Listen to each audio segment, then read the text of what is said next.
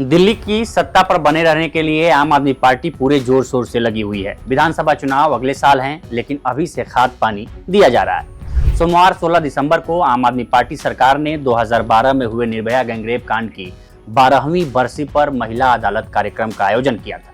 दिल्ली में महिला अदालत के जरिए अरविंद केजरीवाल ने एक तीर से कई निशाने साधे। केजरीवाल ने इस कार्यक्रम में सपा अध्यक्ष अखिलेश यादव को न्योता दिया और अखिलेश ने 2 कदम आगे जाकर खुले मन से चुनाव में केजरीवाल का हर संभव मदद करने का ऐलान कर दिया।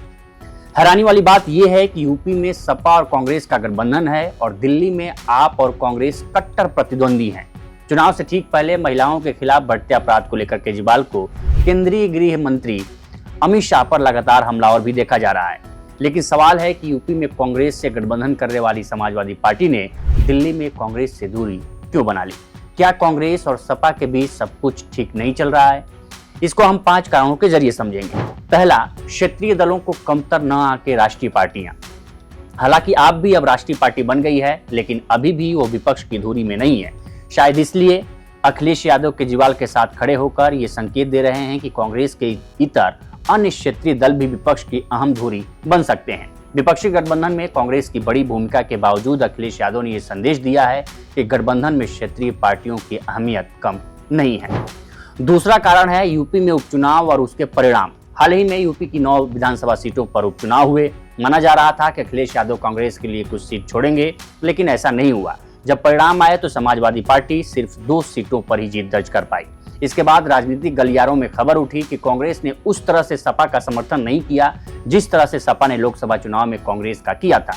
यहीं से दोनों पार्टियों के बीच दरार की खबरें राजनीतिक गलियारों में तैरने लगी। तीसरी वजह है इंडिया ब्लॉक में लीडरशिप की लड़ाई।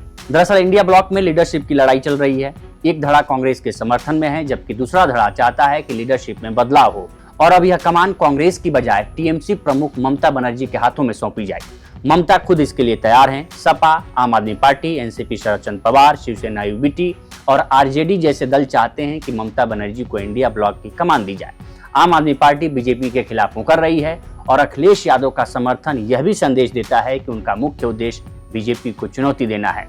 इससे यह भी संकेत मिलता है कि वे विपक्षी दलों में ऐसे नेतृत्व का समर्थन कर रहे हैं जो बीजेपी को कड़ी टक्कर दे सकता है। चौथी वजह है संसद में सीटिंग अरेंजमेंट। इसकी वजह से अखिलेश की कांग्रेस से दूरी के भी मायने निकाले जा रहे हैं। दरअसल हाल ही में लोकसभा में सीटिंग अरेंजमेंट के बाद अखिलेश के नाराज होने की खबरें आई थी। जून 2024 में नतीजे आने के बाद जब मानसून सत्र चल रहा था, तब अखिलेश यादव, अवधेश प्रसाद और डिम्पल यादव 8वें ब्लॉक में नेता विपक्ष राहुल गांधी के आसपास बैठे थे। लेकिन अब सपा सांसदों के 6ठे ब्लॉक में जगह दी गई है। अखिलेश को इस बात पर आपत्ति थी कि कांग्रेस ने अवधेश प्रसाद को 8वें ब्लॉक से दूर और 6ठे ब्लॉक में पीछे क्यों बैठने पर सहमति दी।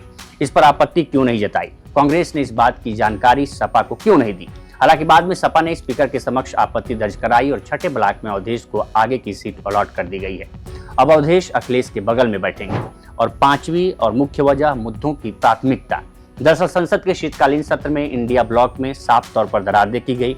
जब विपक्ष मुख्य तौर पर कांग्रेस अडानी के मसले पर सरकार को घेर रही थी, तब अखिलेश यादव की पार्टी ने नारेबाजी और प्रदर्शन से पूरी तरह दूरी बना ली थी और राहुल के साथ खड़े नहीं दिखे थे।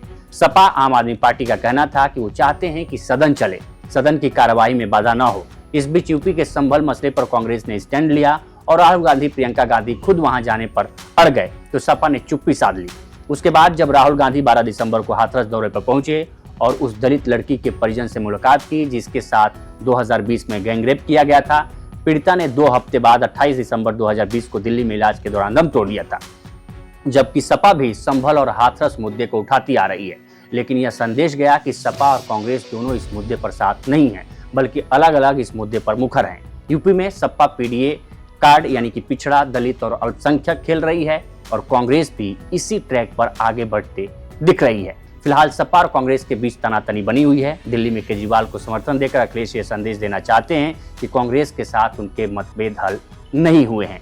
ऐसे में अखिलेश यादव का ये कदम सिर्फ दिल्ली चुनाव तक सीमित नहीं है, बल्कि इसका असर राष्ट्रीय स्तर पर गठबंधन की रणनीति पर भी पड़ सकता है। उन्होंने संकेत दे दिया है कि वे कांग्रेस पर पूरी तरह निर्भर न रहते हुए क्षेत्रीय दलों के साथ भी नई संभावनाएं तलाश रहे हैं। फिलहाल इस वीडियो में इतना ही। इस पर आपकी क्या राय है हमें कमेंट सेक्शन कर जरूर बताएं। बाकी देश दुनिया की तमाम खबरों के लिए बने रहें लोकमत टीवी के साथ। नमस्कार।